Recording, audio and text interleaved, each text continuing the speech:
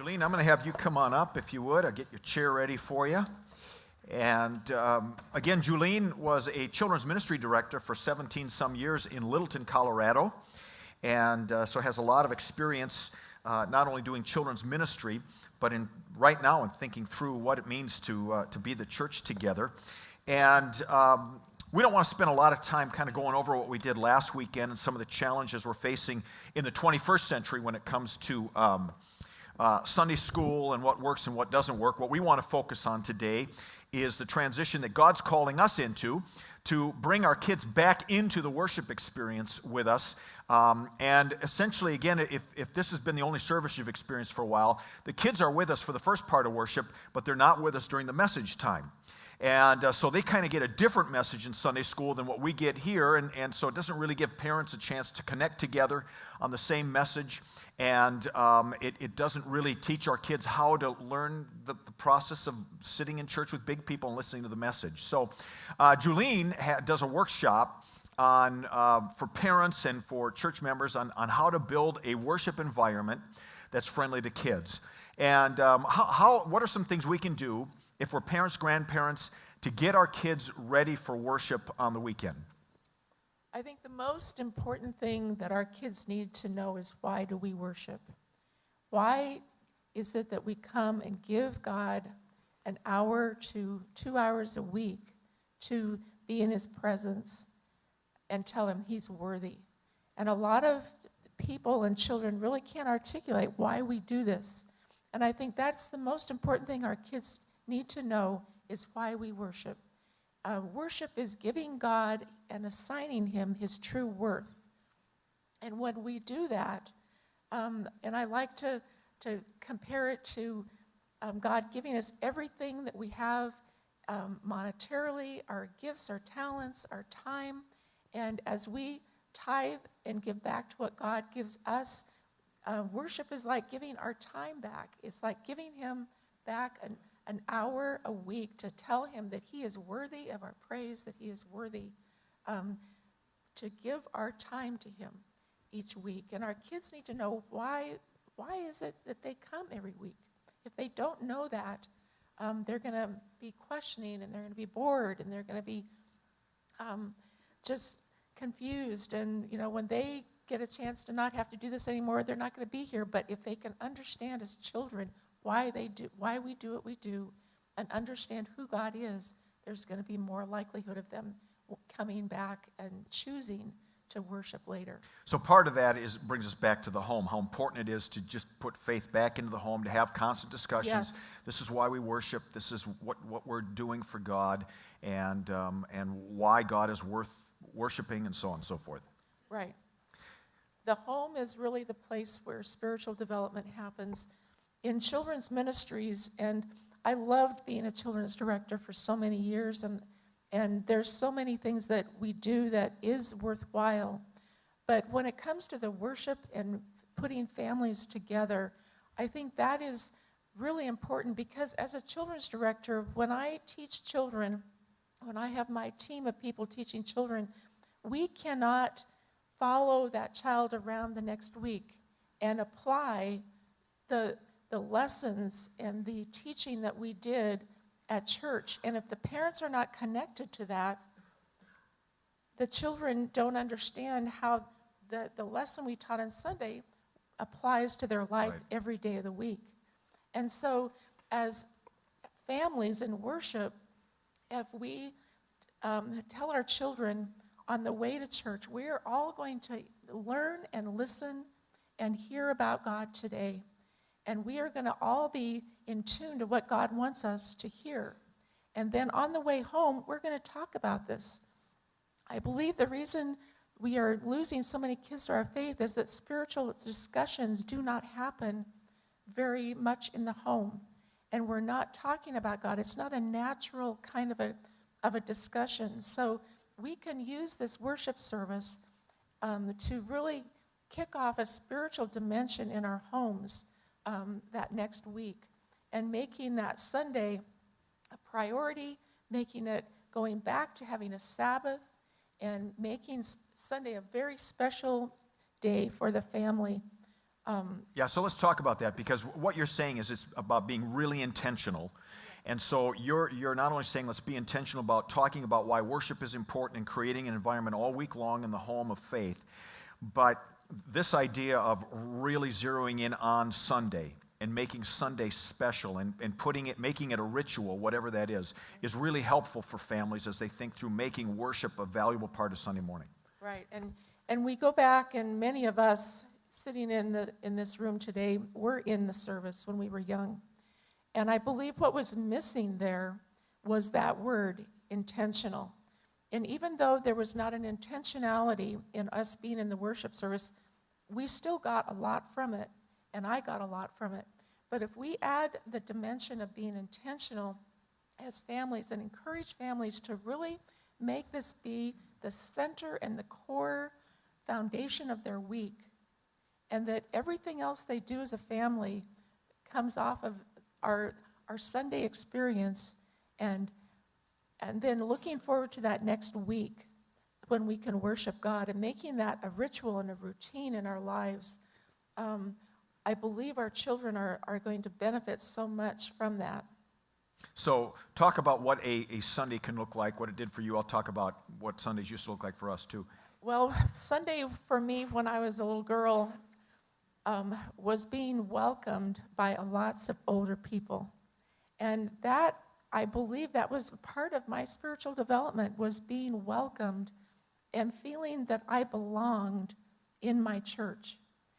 And every week we would sit in the same pew, and this older man, his name was Mr. Monroe, he would sit in front of us, and he would hand us lifesavers. He would kind of sneak lifesavers back to us in the middle of the sermon so that we would be able to sit through the long sermon that he knew that was hard for kids. So, but the love and just the sense of belonging is very, very important in a child's life in a church. And this is what we're missing when we all come to the front door and we delegate everybody by ages.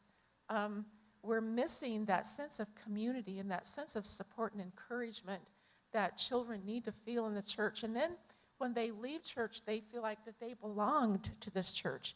A lot of our kids do not feel like their parents' church is their church because they were always relegated to their own area.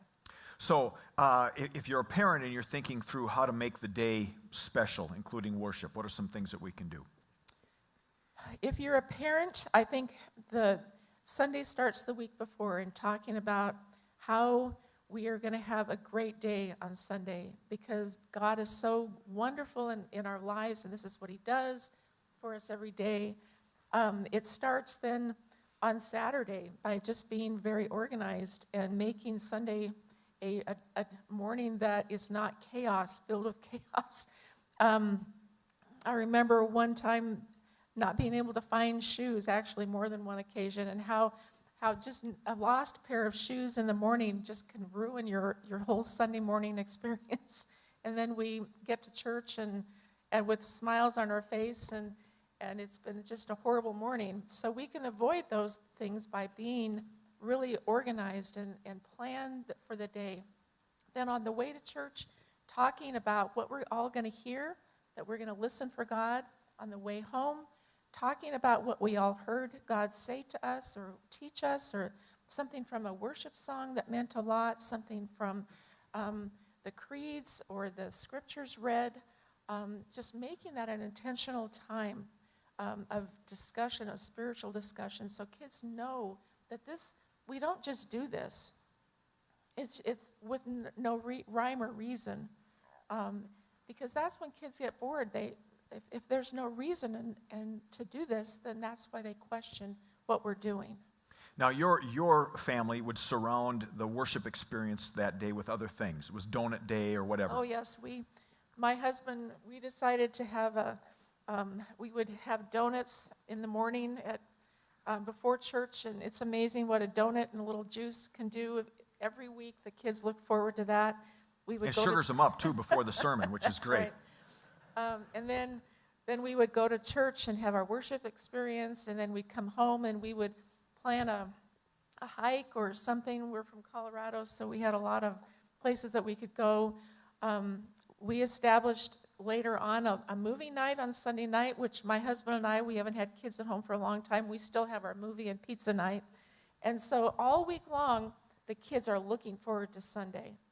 And that the day that we worship our God, but we also have a wonderful family time and we enjoy each other. So it's going back to that Sabbath, which God told us to do a long time ago in His Word, and it's become many times, like my grandmother's generation, it became a very legalistic thing. And I think we stay away from legalism, but we have the same Sabbath, but with a joy that fills us and fills our kids with the love of God as well. So what's great about this is we're talking about, for parents, for grandparents, creating Sunday and making it special, anchored in the worship experience. Exactly. So when I was growing up, we went to a little Lutheran church. My mom was the organist. The organ was in the front row. We had to go to church. And we all sat in the front row, 5 kids. I don't know where Dad was in the back with the ushers. So Grandma sat with us, and she would make little animals out of her Kleenex or hanky, whatever. So we would do worship together, and then we would go over to Grandma's house for dinner. And Grandma was a great cook, so every week was Grandma's house. And then some of you are old enough to remember this. Remember when they actually opened up restaurants on the weekends, on Sundays? Was scandalous at that time, right? And we all started going.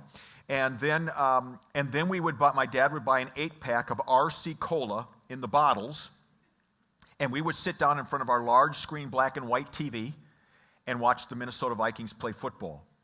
And so we had a ritual that we looked forward to every Sunday, and it became a habit. Started with worship as a family, dinner together as a family, watching football together, and the whole day is sacred. Because it's lived within God's presence. It started with worship, and that became a habit. Now, when my kids were little, one of the things that we did when I was a younger pastor is Sunday night worship, and so after church on Sunday nights, we went to Peter Piper Pizza. And so when you ask my son, what do you remember about worship? Well, it was being in worship and going to Peter Piper Pizza. It's just creating that day and making that day very, very special, anchoring it in worship. What are some things parents or grandparents can do when the kids are sitting through the sermon time in particular? Because the worship can be fairly engaging. We're singing, we're doing communion, but the new thing for us will be sitting through the sermon time. In the sermon, I think we need to have a lot of grace for our kids, because kids, as you know, they'll let you know when they're not on track. As adults, we can kind of hide that when we're not on track, but we do the same things. We're in and out of the sermon in our minds. But just being a congregation that shows grace to children and lets them know that they are loved and cared for. I have been amazed at the times when back in ministry that we've had our kids and the whole children's ministry in the service like you're doing. And I would tell kids to draw what they hear, and I had a little bulletin, a children's bulletin, where they had little activities to do which had to do with the sermon. They weren't just random activities, but it is amazing what kids can learn and what they hear, even though they don't act like they are hearing. I would have them turn in this little picture, and the pastor and I would choose the picture that best depicted his sermon, and then we would put that on the cover of the next week's little bulletin. And what I learned through that is that we sell our kids short. They are listening and they can hear, and they are grasping what God wants them to hear. And then as we talk about those things with them and look at their bulletin and say, what did you get from this? And open up their minds and their hearts to the things of God, that is when we have influence spiritually in their lives. Now, I'm going to take a couple minutes in a moment or two and talk about some of the things we're going to be doing with the children to help them engage with the sermon. But there's 2 things in there. One is we're talking about helping the kids engage with the sermon. We're not talking about distracting them to keep them quiet. We're talking about helping them listen into the sermon, to take in as much as they can so there can be conversations. The second thing is how important it is for families to sit together. This isn't about the kids sitting with their friends. Right. It's about moms and dads, grandmas and grandpas sitting with the kids to train them, so to speak, how to worship and listen to the sermon. Right, and it's so important that families sit together.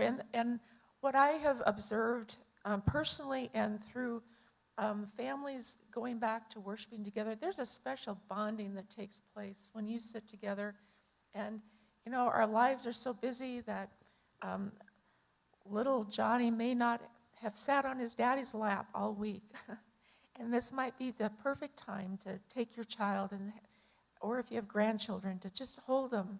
And there's just a special thing that happens when we worship God together as families and not be segregated. It's not, the point isn't just being in the worship service. The point is that families are worshiping together. And if there's families that are broken and are segregated, single families and single parent families, that's the opportunity for you as older people to engage with them and to get to know them, build relationships, and sit with them and make a meaningful relationship for everyone who comes here. So let's kind of close on that note. Those of us who don't have kids, in a sense now, these are our kids, really, the kids who go here. How can we support parents now? How can we be gracious if the kids get a little bit noisy, which I can't imagine happening when I'm preaching, but it might. You know, how do we create that environment so that kids feel like this is their church and they're an important part of it? Well, I believe the church, that our goal should be to be extended family, to be grandparents for those who don't have grandparents, to be aunts and uncles, and the children to be cousins. That is the kind of environment that kids thrive in and that we thrive in. So that is that when we put ourselves in our extended family, what would we do on a Sunday morning when it looks like a family just having a whole lot of trouble and a whole lot of challenges? We don't judge them, we don't ignore them, we don't ostracize them, we join them and we show them that love and that grace that Jesus would show, that he shows all of us every day. So just engaging with each other. One of the most effective things we did in our church was have prayer partners. The kids would all put their names on a table, and then the older people would come and pick a name, and they would partner and build a relationship with that child and pray for them. And some of these relationships lasted way beyond college, and our kids need not only their families to pour into them, but they need people on the outside to engage with them. Kids who stay in the faith, there's a research that says, have had 3 to 5 people outside of their family engage with them spiritually. They need our stories. They need to know why you are still in the faith. What has kept you in your faith? Our kids desperately need to hear this because we can't teach them faith. We have to model faith. They have to choose to have faith themselves. Faith is a very, very nebulous word. It's really kind of hard to understand, but kids need to see faith real and authentic in our lives in order to want it. And if we're not building relationship, if we're not telling them our stories, they are not going to understand faith like they could. Would you please thank Julene for giving us some insight? Julene, thank you. We're going to let you go rest your knee. And just an interesting story last night we had when we were greeting each other at the beginning of the service. A young girl came up. I'm guessing she's in first grade. Her name is Danielle. And she just walked up and she introduced herself to Julene and welcomed her to worship. I thought, now that's the way it ought to be. And one of the things Julene said last night was, at the same time, we as adults need to be willing to go to those kids and go to our youth and introduce ourselves. And my name is such and such, and who are you? And build relationships with them. So as we're making this transition, a couple things that I want you to know about of what we're going to do here. One of the questions that parents are asking, a lot of parents are really excited about this because if you're a parent or grandparent, you know we're never with our kids anymore. They're always off doing other things, and this is 1 hour a week where we can be together. But the question parents are asking then is, well, okay, if we're not going to do Sunday school anymore, what will we be doing for our kids? And first of all, what I want to say is for this to work, parents, grandparents, you need to take responsibility and do faith at home. That's the biblical model. Research says that's the way it happens. That's why we introduced Faith 5 at the end of last year, a 5-step process for having a faith conversation. If you're having a faith conversation every night in your home with your kids or your grandkids, you're miles ahead of the average bear when it comes to forming faith in your kids. That's how it works.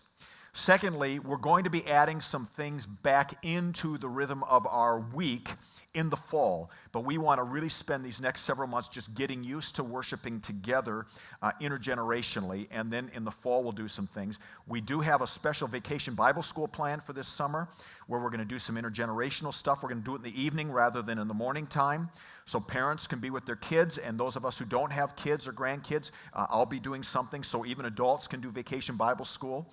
And then we're going to have a music camp for the kids, and then in the fall we'll start doing some things a little bit connected to Saturday night, maybe the last service before or after, and then on Wednesday nights. We're going to continue to do some things with our youth. We've got Reckless that meets every Sunday night for 6th graders through high school.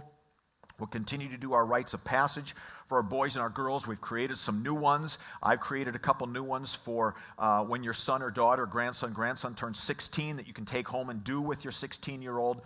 So we're going to continue to do some things because it is important for kids to be together and for youth to be together. So we'll make sure that we have some of that. In worship, we want to be strategic. And again, want to remind you that we did this in the summer last year for 6 weeks, and we did this during Advent for 5 weeks. And it was great. We showed you what it was going to look like. Now we're telling you why we're doing it, and then we're going to do it again. But essentially what's going to happen is during the Grace Adventure Club last night and then the last 2 services, the kids are going to be going through a worship experience. They're going to be kind of retaught all the different things we do, and they're going to create a notebook that they will leave here, and then they'll grab every weekend when they come to worship, has stuff in it that they'll be able to do to track with the service. We're going to have the worksheet for them, as Jolene said, and as we did during the Advent services. We'll have little things up on the screen during the message to say, kids, draw a picture of this or write down this, so that they're actively participating. They will have a sheet to take home with them for you as parents and grandparents to work through the sermon for the week. You know, every week we do a Faith 5, different verse for Faith 5.